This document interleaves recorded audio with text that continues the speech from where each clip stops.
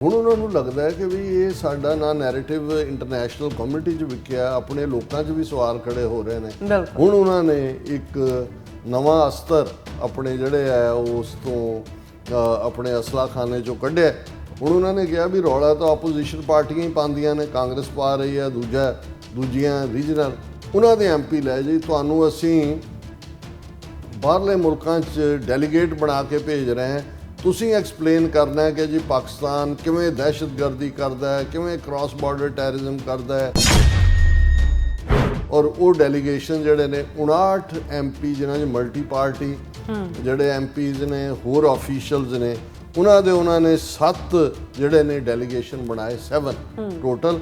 ਔਰ 33 ਮੁਲਕ ਜਿਹੜੇ ਨੇ ਉਹ ਚੁਣੇ ਨੇ ਔਰ ਆਲਰੇਡੀ ਔਨ ਦਾ ਵੇ ਨੇ ਕਿ ਜੀ ਜਿਹੜਾ ਟਰੰਪ ਜਿਹੜਾ ਉਹਦੇ 'ਚ ਐਸ ਜੈ ਸ਼ੰਕਰ ਹੈ, ਉਹ ਆ ਕੇ ਨੀਦਰਲੈਂਡ, ਡੈਨਮਾਰਕ ਔਰ ਜਰਮਨੀ ਉਸ ਦੇ ਵਿੱਚ ਬਰੀਫਿੰਗ ਕਰ ਰਿਹਾ ਹੈ ਕਿ ਜੀ ਦੇਖੋ ਪਾਕਿਸਤਾਨ ਨੇ ਸਾਡੇ ਨਾਲ ਇਹ ਕੀਤਾ, cross border terrorism, international community ਰੋਕੇ ਉਹਨਾਂ ਨੂੰ।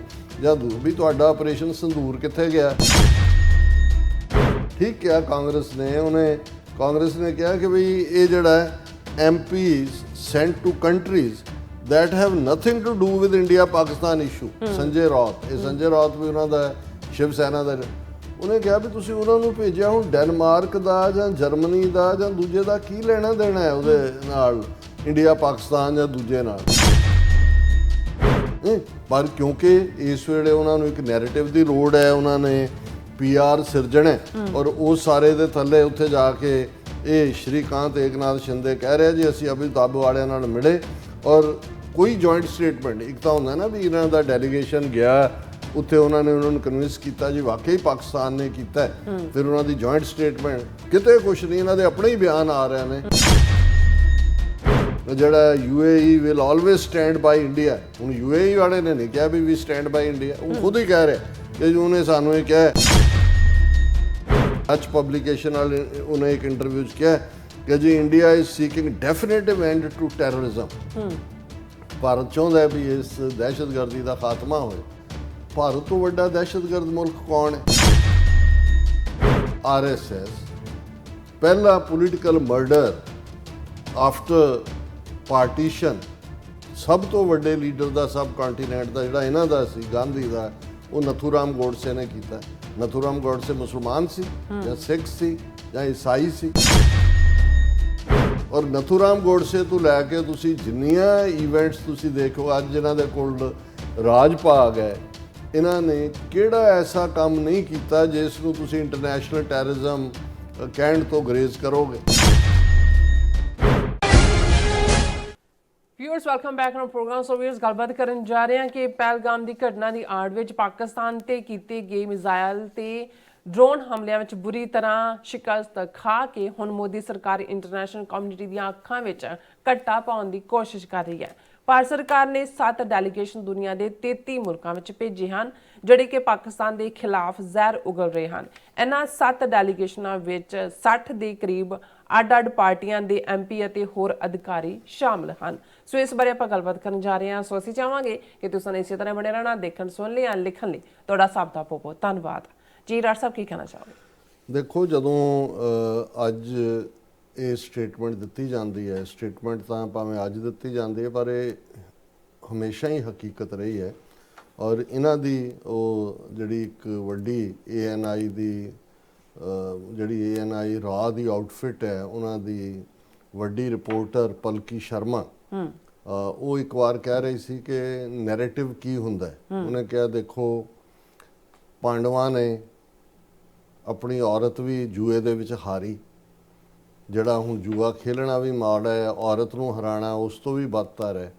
ਪਰ ਉਹਨਾਂ ਨੇ ਕਿਹਾ ਜੀ ਵੀ ਕਿਉਂਕਿ ਜਿਹੜਾ ਨੈਰੇਟਿਵ ਹੈ ਉਹ ਪਾਂਡਵਾਂ ਦੇ ਹੱਕ ਦੇ ਵਿੱਚ ਸਿਰਜਿਆ ਗਿਆ, ਮਹਾਭਾਰਤ ਦੇ ਵਿੱਚ ਵੀ ਕਿੰਨਾ ਕੁਛ ਐਸਾ ਹੈ ਜਿਹਨੂੰ ਤੁਸੀਂ ਅਦਰਵਾਈਜ਼ ਕਿਸੇ ਵੀ ਵਰਡ ਲਾ ਦੇ ਥੱਲੇ ਜਸਟੀਫਾਈ ਨਹੀਂ ਕਰ ਸਕਦੇ, ਗੱਲ ਮੈਂ ਕਹਿ ਰਿਹਾ। ਪਰ ਅੱਜ ਵੀ ਪਾਂਡਵ, ਜੇ ਕਿਸੇ ਨੂੰ ਕਹਿਣਾ ਹੋਏ ਵੀ ਬਹੁਤ ਸੱਤਵਾਦੀ ਹੈ ਤੇ ਉਹ ਕਹਿਣਗੇ ਤੂੰ ਕਿਹੜਾ ਯੁਧਿਸ਼ਟਰ ਹੈ। ਯਾਨੀ ਉਹਨਾਂ ਨੇ ਯੁਧਿਸ਼ਟਰ ਨੂੰ ਜਿਹੜਾ ਵੱਡਾ ਸੀ, ਜਿਹਦੇ ਕਹਿਣ ਦੇ ਉੱਤੇ ਹੀ ਜੂਆ ਖੇਡਿਆ ਗਿਆ, ਜੇ ਬਾਕੀ ਤਾਂ ਛੋਟੇ ਭਰਾ ਸੀ, ਜਿਹਦੇ ਕਹਿਣ ਦੇ ਉੱਤੇ ਹੀ ਉਹਨਾਂ ਪੰਜਾਂ ਦੀ ਘਰ ਵਾਲੀ, ਪਹਿਲਾਂ ਤਾਂ ਇਹੀ ਜੋ ਤੁਸੀਂ ਜਸਟੀਫਾਈ ਕਰਾਓ ਕਿ ਵੀ ਤੁਸੀਂ ਦੂਜਿਆਂ ਨੂੰ ਇਲਜ਼ਾਮ ਦਿੰਦੇ ਹੋ ਜੀ ਫਲਾਣਾ ਤੇ ਢਿਮਕਾ ਵੀ ਤੁਸੀਂ ਇਹ ਜਿਹੜੀ ਪੋਲੀਐਂਡਰੀ ਹੈ ਹੈ ਕਿ 5 ਬੰਦਿਆਂ ਦੀ ਇੱਕ ਪਤਨੀ, ਇਹ ਕਿਹੜਾ ਤੁਹਾਡਾ ਧਰਮ ਗ੍ਰੰਥ ਤੇ ਕਿਹੜਾ ਕਿਹਦੇ ਚੋਂ ਤੁਸੀਂ ਇਹ ਸਾਰੇ ਨੂੰ ਲਿਆਂਦਾ ਹੋਇਆ ਔਰ ਕੀ ਉਹਦੀ ਪਰ ਤੁਸੀਂ ਕਦੇ ਦੇਖੋਗੇ ਨਹੀਂ। ਉਹਦੀ ਵੀ ਉਹਨਾਂ ਨੇ ਬੜੀ ਖੂਬਸੂਰਤ ਕਹਾਣੀ ਬਣਾਈ ਕਿ ਜੀ ਉਹ ਜਦੋਂ ਅਰਜਨ ਨੇ ਉਹਨੂੰ ਜਿੱਤ ਲਿਆ ਜਿਹੜਾ ਸਵੰਬਰ ਦੇ ਵਿੱਚ, ਉਸ ਨੂੰ ਦ੍ਰੋਪਦੀ ਨੂੰ, ਤੇ ਉਹ ਲਿਆ ਕੇ ਉਹ ਆਏ, ਆਪਣੀ ਮਾਂ ਜੇ ਅੰਦਰ ਸੀ, ਉਹਨੂੰ ਕਿਹਾ ਮਾਂ ਤੇਰੇ ਲਈ ਅਸੀਂ ਇੱਕ ਗਿਫਟ ਲੈ ਕੇ ਆਏ ਹਾਂ। ਉਹਨੇ ਕਿਹਾ ਨਹੀਂ, ਵੰਡ ਕੇ ਖਾ ਲਓ। ਆ ਨੈਰੇਟਿਵ ਹੈ ਪੋਲੀਐਂਡਰੀ ਨੂੰ ਜਸਟੀਫਾਈ। ਮਤਲਬ ਤੁਸੀਂ, ਔਰ ਇਹ ਗੱਲ ਸਾਡੇ ਇੱਕ ਸਿਆਣੇ ਡਾਇਰੈਕਟਰ ਸੀ ਹੈਲਥ ਦੇ, ਉਹ ਇਹ ਕਹਿੰਦੇ ਸੀ ਕਿ ਵੀ ਜੇ ਤੁਸੀਂ ਬ੍ਰਾਹਮਣਵਾਦੀਆਂ ਦੇ ਮਾਈਂਡ ਨੂੰ ਸਮਝਣਾ ਤੇ ਮਹਾਭਾਰਤ ਜ਼ਰੂਰ ਪੜ੍ਹੋ। ਉਹਨਾਂ ਜ਼ਮਾਨੇ 'ਚ ਮਹਾਭਾਰਤ ਨਾਟਕ ਵੀ ਬੜਾ ਪਪੂਲਰ ਸੀ। ਉਹਨਾਂ ਨੇ ਕਿਹਾ ਵੀ ਔਰ ਤੁਸੀਂ ਦੇਖੋ ਉਹਨੂੰ ਉਹ ਕਿਸ ਮਾਣ ਨਾਲ ਡਿਸਪਲੇ ਕਰਦੇ ਨੇ ਕਿ ਹਰ ਥਾਂ ਜਿੱਥੇ ਇੱਕ ਸਿਧਾਂਤ ਹੈ, ਇੱਕ ਪਾਸੇ ਵਕਤੀ ਤੌਰ ਦੇ ਉੱਤੇ ਜਿੱਤਣ ਦਾ ਮੌਕਾ ਉਹਨੂੰ ਕਵਰ ਕਰਨ ਦਾ, ਔਰ ਤੁਸੀਂ ਦੇਖੋਗੇ ਔਰ ਉਹਨਾਂ ਦੇ ਜਿਹੜੇ ਸਭ ਤੋਂ ਵੱਡੇ ਰਥਵਾਨ ਬੈਠੇ ਨੇ ਕ੍ਰਿਸ਼ਨ ਜੀ, ਜਿਨ੍ਹਾਂ ਨੂੰ ਭਗਵਾਨ ਦਾ ਦਰਜਾ, ਪਤਾ ਨਹੀਂ ਕਿੰਨੀਆਂ ਕਲਾ ਸੰਪੂਰਨ, ਔਰ ਉਹ ਸਾਰੇ ਦੇ ਥੱਲੇ ਹੁਣ ਉਹ ਜਿਹੜੀ ਅਗਵਾਈ ਵੀ ਦੇ ਰਹੇ ਨੇ, ਉਹ ਉਹਨਾਂ ਨੂੰ ਕ੍ਰਿਸ਼ਨ ਜੀ ਦੇ ਰਹੇ ਨੇ ਕਿ ਵੀ ਇਹ ਇਸ ਤਰ੍ਹਾਂ ਕਰਕੇ ਤੁਸੀਂ ਨਿਕਲ ਸਕਦੇ ਹੋ ਕਿ ਜੀ ਤੁਸੀਂ ਤਾਂ ਕੋਈ ਵਾਇਲੇਟ ਨਹੀਂ ਕੀਤਾ। ਔਰ ਉਹੀ ਜਦੋਂ ਨਹਿਰੂ ਨੇ ਸਿੱਖ ਲੀਡਰਸ਼ਿਪ ਨੂੰ ਜਿਨ੍ਹਾਂ ਦੇ ਨਾਲ 47 ਦੇ ਵਿੱਚ ਇਕਰਾਰ ਕੀਤੇ ਸੀ ਅੱਡ ਸਿੱਖ ਸਟੇਟ ਦੇ, ਔਰ ਬਾਅਦ ਜਦੋਂ ਮੁੱਕਰਿਆ ਤੇ ਉਹਨੇ ਸਿੰਪਲੀ ਇਹੀ ਕਿਹਾ ਵੀ ਸਰਕਮਸਟੈਂਸਿਸ ਹੈਵ ਨਾਓ ਚੇਂਜ, ਤੁਸੀਂ ਮੁੱਕਰਨਾ ਹੀ ਹੈ। ਫਿਰ ਨਾਲ ਨਹਿਰੂ ਇੱਕ ਪ੍ਰੈਸ ਕਾਨਫਰੰਸ 'ਚ ਆਪਣੇ ਇਸ ਕਿਸਮ ਦੇ ਵਰਤਾਰੇ ਨੂੰ ਜਸਟੀਫਾਈ ਕਰਦਿਆਂ ਕਹਿੰਦਾ ਕਿ ਬਾਤ ਐਸੀ ਕੀਜੀਏ हर बात के 100 पहलू हों, कोई पहलू तो रहे बात बदलने के लिए। जी तुसी हार गए हो तो फिर भी तुसी उसकी जस्टिफिकेशन करोगे वे जी ये जड़ा है वो जे अभिमन्यु जड़ा है ਉਹਨੂੰ ਮਾਰਿਆ ਤੇ ਅਰਜਨ ਨੇ ਜਿਹੜਾ ਫਿਰ ਉਹਦਾ ਬਦਲਾ ਫਲਾਣੇ ਤੋਂ ਲਿਆ ਤੇ ਟਿਮਕੇ ਤੋਂ। ਸੋ ਤੁਸੀਂ ਕੁੱਲ ਮਿਲਾ ਕੇ ਇਹਨਾਂ ਦੇ ਹਰ ਕੰਮ ਦੇ ਵਿੱਚ ਤੁਹਾਨੂੰ ਜਿਹੜਾ ਉਹ ਇੱਕ ਨੈਰੇਟਿਵ ਬਿਲਡ ਕਰਨਾ ਔਰ ਉਹਨੂੰ ਫਿਰ ਧਾਰਮਿਕ ਤੌਰ ਤੇ ਵੀ ਜਸਟੀਫਾਈ ਕਰਨਾ, ਔਰ ਉਹ ਸਾਰੇ ਨੂੰ ਤੁਸੀਂ ਬੜੀ ਕਲੀਅਰਲੀ ਦੇਖ ਸਕਦੇ ਹੋ। ਔਰ ਇਹੀ ਗੱਲ ਉਹ ਪਲਕੀ ਸ਼ਰਮਾ ਕਹਿ ਰਹੀ ਸੀ ਕਿ ਵੀ ਲੜਾਈ ਉਹਨੇ ਹੀ ਮਹਾਭਾਰਤ ਦੀ ਗੱਲ ਕੀਤੀ, ਉਹਨੇ ਹੀ ਪਾਂਡਵਾਂ ਦੀ ਗੱਲ ਕੀਤੀ ਕਿ ਵੀ ਅਲਟੀਮੇਟਲੀ ਤੁਹਾਡਾ ਨੈਰੇਟਿਵ ਕੀ ਹੈ, ਉਹ ਕਿੰਨਾ ਵਿਕਦਾ ਹੈ, ਉਹੀ ਡਿਸਾਈਡ ਕਰਦਾ ਠੀਕ ਜਾਂ ਗਲਤ।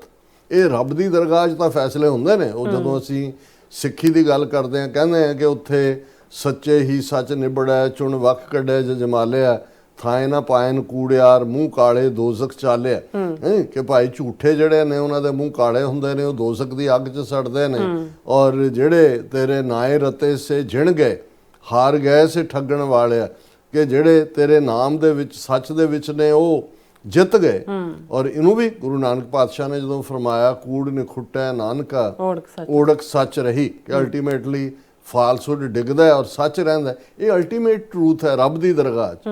ਮੈਜੋਰਿਟੀ ਆਫ ਦਾ ਟਾਈਮ ਤੁਸੀਂ ਹਿਊਮਨ ਹਿਸਟਰੀ ਦੇ 5-6 ਹਜ਼ਾਰ ਸਾਲ ਦੀ ਤਾਰੀਖ 'ਚ ਦੇਖੋਗੇ, ਜੇ ਕੂੜ ਨੂੰ ਚੈਲੰਜ ਨਾ ਕਿ ਇਹ ਠੀਕ ਹੈ, ਅਸੀਂ ਜਦੋਂ ਕਹਿੰਦੇ ਹਾਂ ਕਿ ਸੱਚ ਦਾ ਆਪਣਾ ਭਾਰ ਹੁੰਦਾ, ਪਰ ਸੱਚ ਨੂੰ ਬਾਹਰ ਨਿਕਲ ਕੇ ਕੂੜ ਨੂੰ ਚੈਲੰਜ ਕਰਨਾ ਪੈਂਦਾ, ਉਹਨਾਂ ਦਾ ਨੈਰੇਟਿਵ ਤੋੜਨਾ ਪੈਂਦਾ, ਫਿਰ ਹੀ ਸੱਚ ਦੀ ਜਿੱਤ ਹੁੰਦੀ ਹੈ। ਨਹੀਂ ਤਾਂ ਝੂਠ ਨੇ ਤਾਂ ਸੱਚ ਦੇ ਕੱਪੜੇ ਪਾਏ ਹੁੰਦੇ ਨੇ। ਜਿਹੜੀ ਉਹ ਕਹਾਣੀ ਗ੍ਰੀਸ ਜਿਹੜੀ ਹੈ ਮਾਈਥੋਲੋਜੀ 'ਚੋਂ ਆਈ ਕਿ ਕਿੱਥੋਂ ਆਈ, ਕਿ ਦੋਵੇਂ ਹੀ ਇਹ ਝੂਠ ਤੇ ਸੱਚ ਕਿਵੇਂ ਜਿਹੜਾ ਉਹ ਕੰਪੀਟੀਸ਼ਨ ਕਰਦੀਆਂ ਨੇ ਦੋਨੋਂ ਬੀਬੀਆਂ ਕਿ ਕਿਹੜਾ ਜ਼ਿਆਦਾ ਦੇਰ ਜਿਹੜਾ ਉਹ ਪਾਣੀ 'ਚ ਰਹਿ ਸਕਦਾ ਹੈ। ਔਰ ਜਿਉਂ ਹੀ ਜਿਹੜੀ ਸੱਚ ਦੀ ਗੋਡੈਸ ਹੈ ਉਹ ਪਾਣੀ ਦੇ ਵਿੱਚ ਵੜਦੀ ਹੈ ਕੱਪੜੇ ਲਾ ਕੇ, ਝੂਠ ਵਾਲੀ ਜਿਹੜੀ ਹੈ ਉਹ ਉਹਦੇ ਕੱਪੜੇ ਲੈ ਕੇ ਦੌੜ ਜਾਂਦੀ ਹੈ, ਔਰ ਉਹ ਵਿਚਾਰੀ ਨੰਗੀ ਹੁੰਦੀ ਹੈ। ਇਸ ਲਈ ਟਰੂਥ ਬਾਰੇ ਕਿਹਾ ਜਾਂਦਾ ਕਿ ਨੇਕਡ ਟਰੂਥ।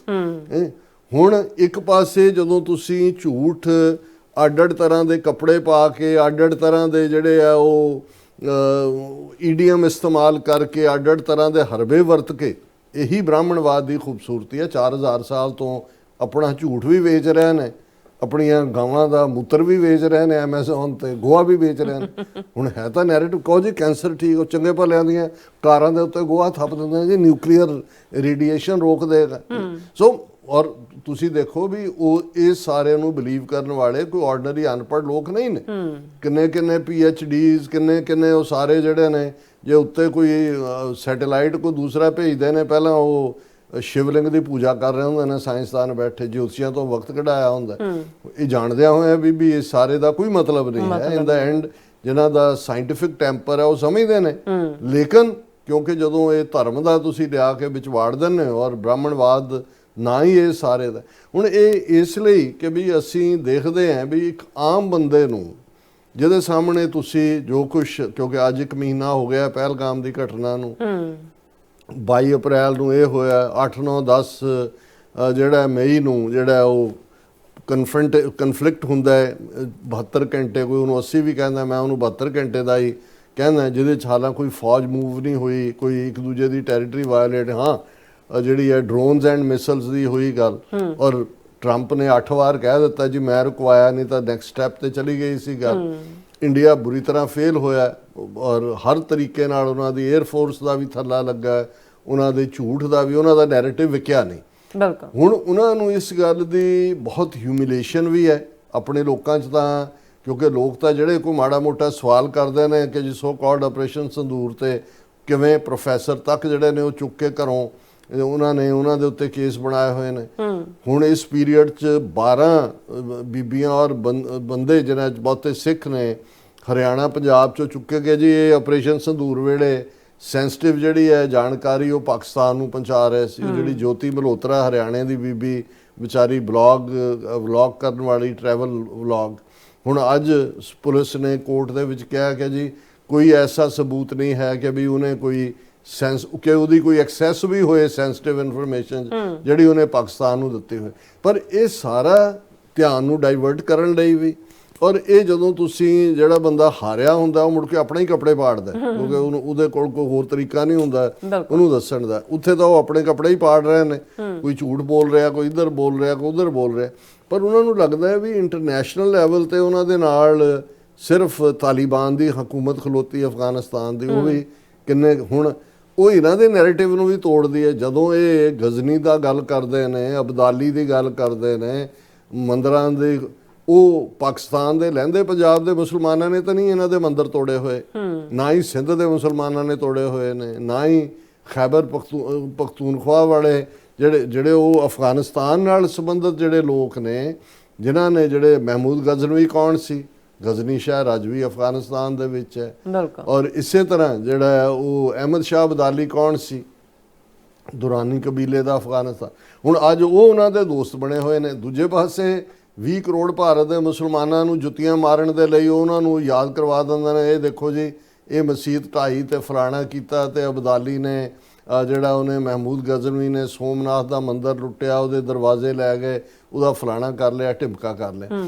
ਹੁਣ ਇਸ ਸਾਰੇ ਕ੍ਰਾਈਸਿਸ ਦੇ ਵਿੱਚ ਜਿਹੜਾ ਭਾਰਤ ਸਮਝਦਾ ਸੀ ਕਿ ਜੀ ਡਿਪਲੋਮੈਟਿਕਲੀ ਅਸੀਂ ਐਸ ਜੈਸ਼ੰਕਰ ਨੇ ਐਸਾ ਝੁਰਲੂ ਫੇਰਿਆ ਹੋਇਆ ਸੀ ਉਹਨਾਂ ਸਾਰਿਆਂ ਦੇ ਕਿ ਜੀ ਵਿਦਨ ਕੰਟਰੀ ਜਿਹੜੀ ਨੀਤੀ ਅਜੀਤ ਡੋਵਲ, ਉਹ ਫਾਈਨ ਸਪਾਈ ਮਾਸਟਰ, ਆਲਾ ਉਹ ਜਿਹਨੂੰ ਇਹ ਕਹਿਣਾ ਹੋਏ ਵੀ ਥਰਡ ਰੇਟ ਬੰਦਾ ਹੈ, ਕਿਉਂਕਿ ਉਹੀ ਅਜੀਤ ਡੋਵਲ ਤੇ ਦੂਜੇ ਸੀ ਜਿਹੜੇ ਕੰਧਾਰ ਹਾਈਜੈਕਿੰਗ ਤੋਂ ਬਾਅਦ ਜਾ ਕੇ ਖੁਦ, ਜਿਹਨੂੰ ਅੱਜ ਹਿਜ਼ਬੁਲ ਮੁਜਾਹਿਦੀਨ ਤੇ ਉਹਦਾ ਬੜਾ ਖਤਰਨਾਕ, ਉਹਨੂੰ ਹੈਂਡਓਵਰ ਕਰਕੇ ਆਏ ਸੀ ਅਟਲ ਬਿਹਾਰੀ ਵਾਜਪਾਈ ਦੇ ਵੇਲੇ।